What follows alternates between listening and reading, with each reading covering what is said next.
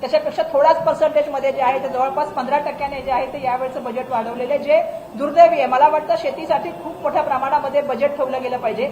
याचं कारण असं आहे की पूर्वी शेती सोडून लोक उद्योगासाठी येत होते, परंतु आता लोक पुन्हा शेतीकडे वापस चाललेले आहेत. जे प्रमाण 44% होते ते आता जवळपास 48% शेतीच्या उद्योगावर गेलेलं आहे. म्हणून अशा वेळेला शेतीचं बजेट वाढवणं, त्या व्यतिरिक्त जे आहे ते शेतकऱ्यांसाठी विविध गोष्टीचं त्या ठिकाणी आयोजन करणं. आपण बघितलं की सगळ्यात मोठं आंदोलन हे शेतकऱ्यांनी केलं आणि शेतकऱ्यांच्या आंदोलनाला कसं निस्तरनाभूत करता येईल यासाठी केंद्र सरकारने विविध यंत्रणांचा वापर केला. आपल्याला माहिती आहे की थंडीमध्ये त्यांच्या अंगावर पाणी त्या ठिकाणी टाकण्याचं काम केलं, फवारणी, आणि त्याचबरोबर त्यांच्या रस्त्यामध्ये जे आहे ते दगड मध्ये मध्ये दिवारी त्या ठिकाणी म्हणजे भिंती बांधण्याचं काम केलं.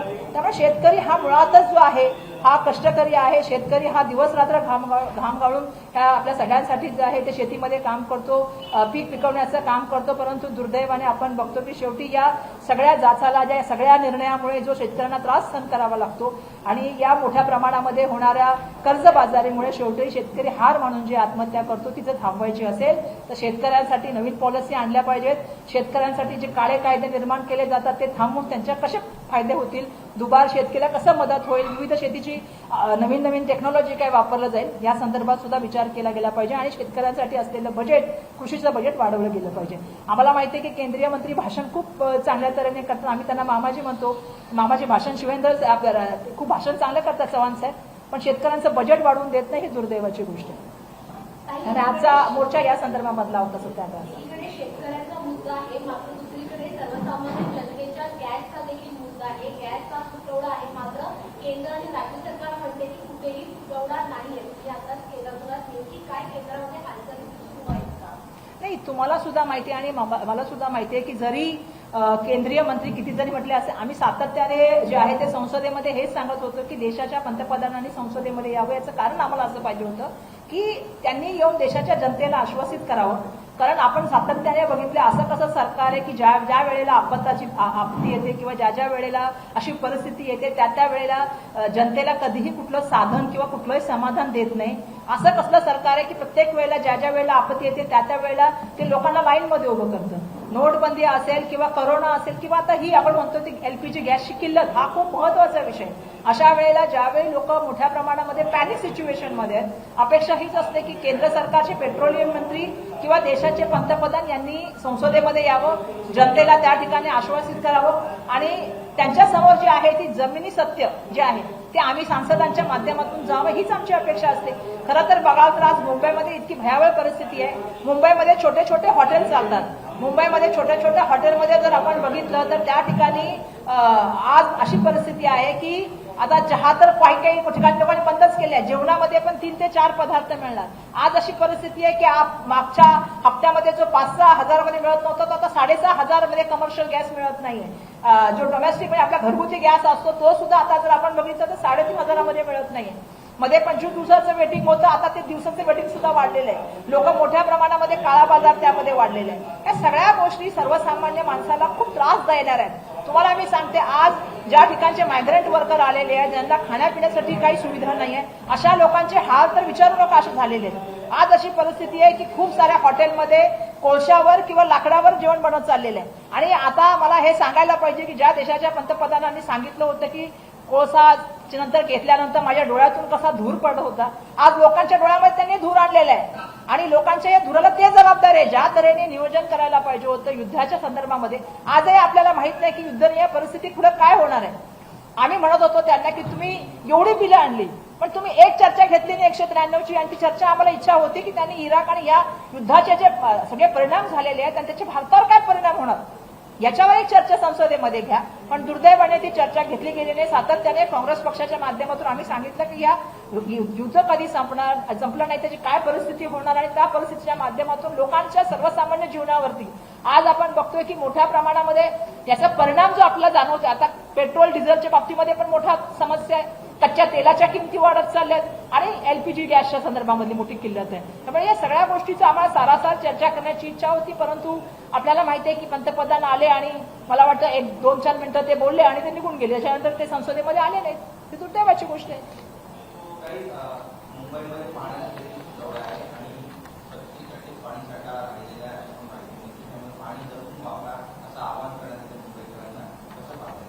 मला वाटतं की पाणी तर बिलकुल आता पाण्याच्या बाबतीमध्ये खरं सांगायचं झालं तर मला नेहमी उत्तर ज्या वेळेला मी एचएनशी किंवा अधिकाऱ्यांशी बोलते सांगतात मुंबईमध्ये जेवढा द्यायला पाहिजे त्याच्यापेक्षा आम्ही डबल पुरवठ्यामध्ये पाणी देतो, मुंबईमध्ये पाण्याचा मुबलक साठा आहे. पण मला असं वाटतं की मुंबईच्या संदर्भामध्ये मागील काळामध्ये सुद्धा याचं नियोजन करायला पाहिजे होतं. मुंबईसाठी वेगळे तलावाच्या त्या संदर्भामध्ये नियोजन करायला पाहिजे होतं.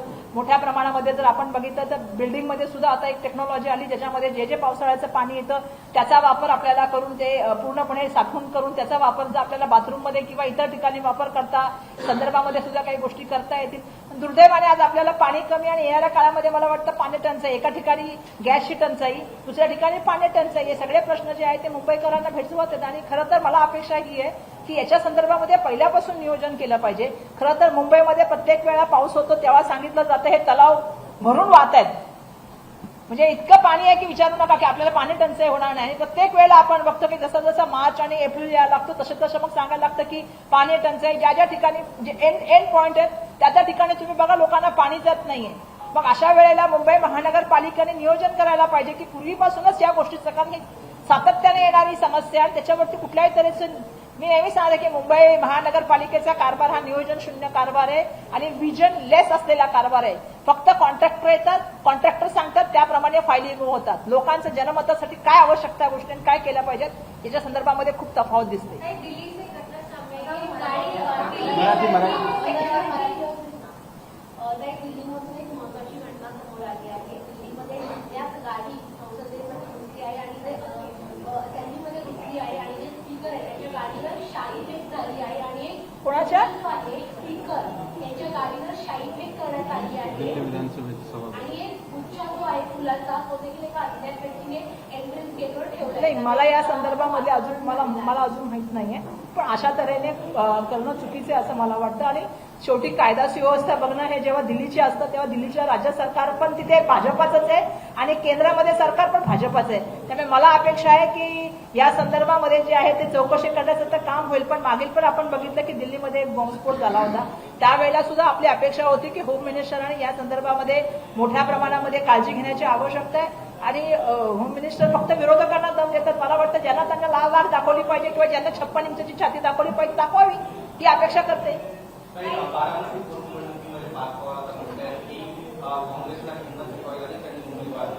असे आहे की प्रत्येक पक्षाचा हा आपला एक निर्णय असतो त्याप्रमाणे काँग्रेस पक्षाने हा निर्णय घेतलेला आहे. मला असं वाटतं की निवडणुकीमध्ये इलेक्शन लढणं ही प्रक्रिया आहे आणि मला वाटतं त्याने ते इलेक्शन लढावं. असं धमकी देऊन राजकारण होत नसतं. राजकारण विकासाचं असतं आणि प्रत्येक पक्षाला आपल्या आयडिओलॉजी प्रत्येक पक्षाला आपला उमेदवार द्यायचा की नाही ठरवण्याचा अधिकार होतो. त्याप्रमाणे काँग्रेस पक्षाने उमेदवार दिले. दिल्ली से घटना सामने आई है. एक अननोन व्हीकल जो है एक हाई सिक्योरिटी एरिया जिसकी दिल्ली असेंबली है उसमें सारे बैरिकेड तोड़कर अंदर घुसती है. स्पीकर के ऑफिस में वो जो इंसान है वो लड़का रहता है उनकी गाड़ी पर किस तरह से हाई सिक्योरिटी एरिया में इस तरह का नहीं, मैंने इसीलिए कहा कि अभी मुझे मालूम नहीं, लेकिन जिस तरह से आप बोल रही है काफी हद तक ये बहुत डेंजरस है कि कोई भी गाड़ी घुसना साथ में एक बहुत बड़ा इसमें ये समझ में आ रहा है कि कहीं ना कहीं कायदा सुव्यवस्था की परिस्थिति के मामले में काफी हद तक हम देख रहे हैं कि जिस तरह से दिल्ली की बार बार लगातार चाहे वो दिल्ली में बॉम्ब स्फोट होने की बात हो या अभी जिस घटना के आप जिक्र कर रहे हो कहीं ना कहीं दिल्ली में ये मुझे लगता है कि कायदा सुव्यवस्था देखना ये केंद्र सरकार की जिम्मेदारी है. पहले तो राज्य सरकार किसी और की थी, अब तो राज्य सरकार भी उन्हीं की है. तो मुझे ऐसा लगता है कि अमित शाह ने, मैंने थोड़ी देर पहले वही कहा मराठी में कि अमित शाह ने विरोधक को लाल लाख दिखाने से अच्छा है कि लाल लाख और 56 इंच की छाती जो अभी ये सब चीजें हो रही है उसके खिलाफ दिखाए और कायदा सुव्यवस्था रखे, दिल्ली को सुरक्षित रखना. क्योंकि दिल्ली देश की राजधानी है तो आपको समझना पड़ेगा कि अगर राजधानी सुरक्षित नहीं है तो देश कैसे सुरक्षित रहेगा. हाँ,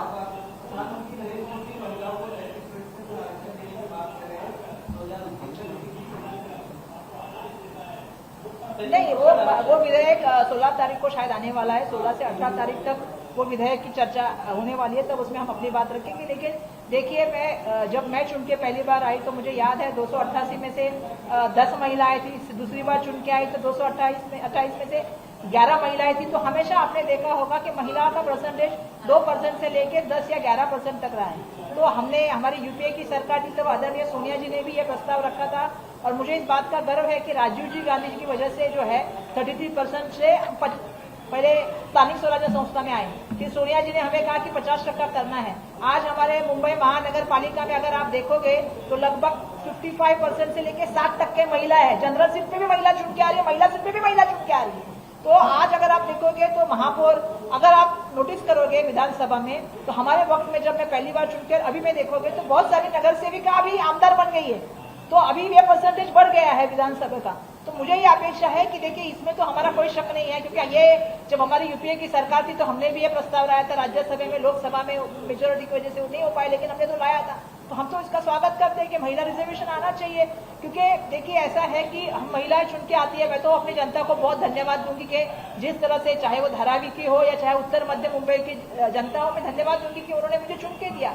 लेकिन महिलाओं को जब तक आरक्षण नहीं मिलेगा तब तक महिलाएं जो है, जिस तरह से महिलाओं को आगे आने का मौका नहीं मिलेगा। और मुझे ऐसा लगता है कि जब देश की राजनीति की बात चलती है, जहां कायदे बनते हैं, जहां महिलाओं के लिए योजनाएं बनती है कल्याणकारी, या महिलाओं के लड़ने के लिए आवाज चाहिए, वहां पे अगर महिला उतने प्रमाण में आएगी तो डेफिनेटली मुझे पूरा यकीन है कि राजनीति भी थोड़ी बदल जाएगी।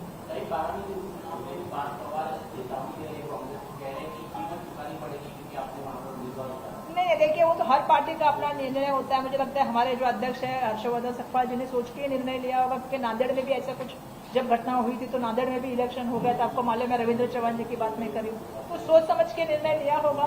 और मुझे ऐसा लगता है कि हर पार्टी को अपने इंडिविजुअल अधिकार है कि अपने पार्टी के बारे में निर्णय ले, कंटेस्ट करने का निर्णय ले। और जिस तरह से निर्णय लिया है, मुझे लगता नहीं है कि पार्थ पवार जी ने इस तरह से बात करनी चाहिए। कांग्रेस पार्टी का निर्णय, वो कांग्रेस पार्टी ने लिया है, उनको अपना इलेक्शन लड़ना चाहिए। राहुली में भी जहाँ पर राजद तनपुरे एनसीपी से चुनाव लड़ने वाले थे, लास्ट मोमेंट में बीजेपी नेताओं के साथ उनकी बैठक हुई, वो नॉन एलिजिबल हो गए और अब गोविंदराव कोकाटे ये अधिकृत उम्मीदवार बता रहे हैं। देखा मैंने, पढ़ा मैंने कि तनपुरे जी को मिलने के लिए जो है वो रविंद्र चौहान और उनकी पूरी टीम गई थी भाजपा की, और उनको जाके मिल के आके उनको बाद में उनका फोन स्विच ऑफ हो गया। मुझे ऐसा लगता है कि देखिए इलेक्शन प्रोसेस को, आपको एक बात कहना चाहती हूँ, इस देश में जो है इलेक्शन जब भी आता है तो मुझे ऐसा लगता है कि उसको पारदर्शिता से लड़ना चाहिए। हर पार्टी की अपनी आइडियोलॉजी होती है, आइडियोलॉजी से लड़ना चाहिए। और जहां मैक्सिमम जगह पे हमने देखा है, जब ऐसी परिस्थिति आती है तो सभी लोग चाहते हैं कि एक साथ मिलकर सब लोग लड़े। लेकिन जैसा मैंने कहा कि कुछ जगहों पे पहले भी इलेक्शन हुआ है, ऐसा नहीं कि पहली बार हुआ है। नांदेड़ का मैंने उदाहरण दिया, जब रविंद्र चौहान जी लड़े, तो ऐसी जगह पे निर्णय होता है, तो वैसा इलेक्शन होता है। अब दुर्भाग्यवश ये हम देख रहे हैं कि किसी को पहले मिलके फिर उसको दबाव डाल के या क्या करके, मुझे आमिष डाल के, कुछ मुझे मालूम नहीं है कि एग्जैक्टली तनपुरे जी के साथ क्या हुआ। लेकिन मैं ये सोचती हूँ कि युवा नेता है, वो हमारे साथ मिनिस्टर भी रह चुके हैं, तो मैं ये अपेक्षा करती हूँ कि वो आगे आके बात करेंगे, अपनी बात रखेंगे, क्यों गए वो, क्यों उनका फोन स्विच ऑफ था। धन्यवाद। अभी कुछ बोलना है? तरीके से देश का संकट चल रहा है, कांग्रेस का जो विरोध है संसद तक तो है, रोड तक का नहीं दिख रहा है, उसके ऊपर कुछ करना नहीं। वैसे आप रोड पे भी कर रहे हैं, लेकिन मुझे आपको बोलना पड़ेगा कि क्या करें। अभी बोलूं स्पष्ट रूप से, आधे चैनल तो अंबानी के, आधे चैनल अदानी के, जो आपका यूट्यूब जैसे चैनल है वो दिखाते हैं। मैं ये अपेक्षा करती हूँ कि लोग बात करें इसके ऊपर चर्चाएं हो। 8 बजे की जो चर्चा प्राइम टाइम पे होती है, वो ये चर्चा हो कि कितने लोग गैस के लिए खड़े हैं, कितने लोगों को गैस नहीं मिल रहा है। आज ये परेशानी है कि लोगों को 6,500 रुपए में गैस लेना पड़ रहा है। आप छोटा होटल वाला 6,500 का गैस ले सकता है क्या? और परेशानी ये है कि लेने के लिए तैयार है तो भी मिल नहीं रहा है। आज कच्चा तेल का कीमत देश का जो है, वो तो क्रूड ऑयल का जो कीमत है वो दिन ब दिन बढ़ता जा रहा है। आज हमारे डॉलर की बात होनी चाहिए। किसी ने कहा था जितने जैसे रुपया गिरता है वैसे वैसे देश की साख गिरती है। आज पूछना चाहिए भैया डॉलर कितने रुपए का हो गया। जब मैंने भाषण किया था तो 94 रुपीज का था, आज कितने रुपए का डॉलर हो गया, रुपया हो गया हमारे डॉलर के सामने, $1 के सामने। तो देश की साख नहीं अभी हो रही है, तो इसके ऊपर कहाँ चर्चा हो रही है बताइए। हमको तो ये भी चर्चा करनी चाहिए कि जिस तरह से एक प्रोपोगंडा चल रहा है, प्रोपोगंडा करके चीजों को दिखाने का चल रहा है, चाहे वो सिनेमा के माध्यम से हो, टीवी के माध्यम से हो, चर्चा डिबेट के माध्यम से हो, लोगों के सामने सिर्फ वही चीजें जा रही है, धर्म की, भाषा की, वही लड़ाई लड़ने का काम हो रहा है। किस दिन हमें चर्चा ये भी करनी चाहिए कि इस देश के युवाओं को कितना रोजगार मिला। आपको मैं बताना चाहती हूँ कितना डिफेंस पे बजट होना चाहिए। डिफेंस में 2% बजट है, जबकि स्टैंडिंग कमेटी ने कहा है कि 3% बजट होना चाहिए। हमें कितने ड्रोन चाहिए आप पूछिए, आपको लिखना चाहिए इसके ऊपर कि कैक रिपोर्ट क्या कहती है। इसके ऊपर भी कभी तो चर्चा होनी चाहिए ना। दुर्भाग्य इन चीजों के ऊपर चर्चा ही नहीं होती। इस देश में जिन चीजों के ऊपर चर्चा हो जाएगी तो बहुत बढ़िया होगा। और मेरा और एक कहना है कि आपने मुझे पूछा नहीं, लेकिन मैं चाहूंगी कि जो नासिक की केस है, मैं चाहती हूँ कि इसकी खराब की उसकी सीबीआई इंक्वायरी हो, क्योंकि मैं ये कहना चाहती हूँ कि जिस तरह से ये वीडियो सब बाहर आ रहे हैं, ये सही नहीं महिलाओं के लिए। कुछ लोगों ने उसको बिल्कुल ब्लर किया है या फेस नहीं दिखता है, लेकिन बहुत सी जगह पे हम देख रहे हैं कि ये वीडियो में महिलाओं के चेहरे दिख रहे हैं, जो सही नहीं है। ये वीडियो किसके पास थे? और मैं ये सवाल पूछना चाहती हूँ, क्या वहां की स्थानीय पुलिसों का इसमें सहभाग था कि नहीं था? क्योंकि ये जब घटना पूरी हो गई थी तो इसमें विदाउट पुलिस के मालूमात के ऐसी घटना इतने दिन तक चली गई। तो मेरा यह कहना है कि अगर हमको पारदर्शिता से इसकी इंक्वायरी चाहिए तो इसकी सीबीआई इंक्वायरी कर दीजिए, आने दीजिए सामने कौन कौन इसमें शामिल थे, चाहे वो अधिकारी रहे, चाहे वो पॉलिटिशियन रहे। और सबसे बड़ी बात, ये जो वीडियो चल रहे हैं, ये जहां से भी वीडियो जा रहे हैं, प्लीज उसको रोकिए। मेरा होम मिनिस्टर से कहना है, ये गलत हो रहा है। आप नहीं समझ रहे कि एक महिला की जिंदगी में एक वीडियो आने से कितना बड़ा तकलीफ में वो महिला आती है, समाज में उसको कितना तकलीफ सहना पड़ता है, घर में उसको कितना तकलीफ सहना पड़ रहा है। और मैं देख रही हूँ लगातार वीडियो आ रहे, कौन बाहर भेज रहा है ये वीडियो? जबकि मुझे याद है कि सबने कहा कि वो सातपुते मैडम ने नोटिफिकेशन निकाला है, सब कुछ निकाला, तो फिर ये वीडियो कहां से बाहर आ रही? और इस प्रकरण की पूरी इंक्वायरी होनी चाहिए और इसमें कौन कौन शामिल है, चाहे वो पॉलिटिशियन हो, चाहे वो ब्यूरोक्रेट हो, सबके ऊपर एक्शन होना चाहिए, ये भी मेरा कहना है। तो मेरा आज ये इसलिए मैंने बोला क्योंकि मुझे जो वीडियो दिख रहे उसके माध्यम से मैं लोगों के सामने कहना चाहती हूँ। मैं लोगों से भी विनती करूंगी कि ऐसा मत करिए, क्योंकि समाज में रहने वाली महिलाओं को वैसे ही बहुत तकलीफ से जाना पड़ता है, परिवार में तो तकलीफ से जाना पड़ता है, समाज में तकलीफ में से जाना पड़ता है। और ये वीडियो महिलाओं के लिए सरासर गलत है, उनकी प्राइवेसी के लिए गलत है।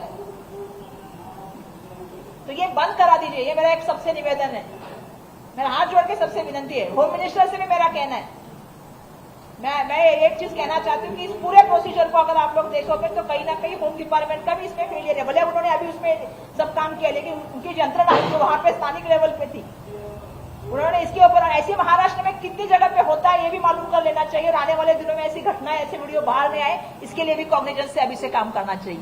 धन्यवाद आप सभी का।